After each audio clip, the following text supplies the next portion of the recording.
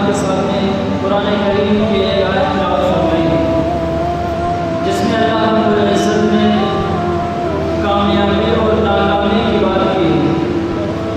کہ کون شخص کامیاب ہے اور کون ناکام ہے۔ ہر انسان دنیا کے اندر کامیاب ہونا چاہتا ہے، ہر انسان۔ کوئی انسان آپ کو دنیا میں ایسا نہیں ملے گا جو یہ چاہتا ہو کہ وہ ناکام ہو جائے۔ ہر انسان کامیاب ہونا چاہتا ہے۔ یہ جتنی محنتیں ہم اور آپ کر رہے ہیں، کسی بھی لائن میں ہوں، ہر لائن کے اندر انسان کامیابی چاہتا ہے کہ میں کامیاب ہو جاؤں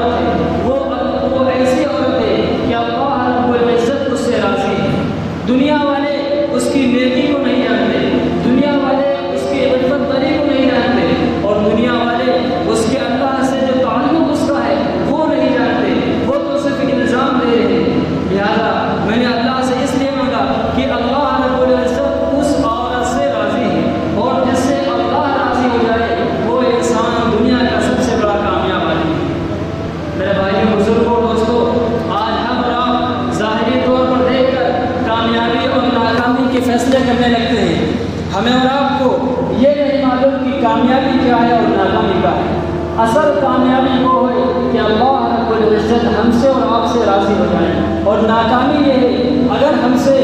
اللہ رب العزت ناراض ہو گئے تو دنیا کے اندر ہم کتنی ہی خوشی کے ساتھ زندگی گزار رہے ہوں، اعلیٰ قسم کی پوشاک پہنے ہوئے ہوں، بہترین ہمارے پاس محلات ہوں اور ہمارے پاس ساری آسائشیں ہوں، لیکن اگر اللہ رب العزت ہم سے ناراض ہے تو ہم دنیا کے سب سے ناکام آدمی ہیں۔ صحابہ اکرام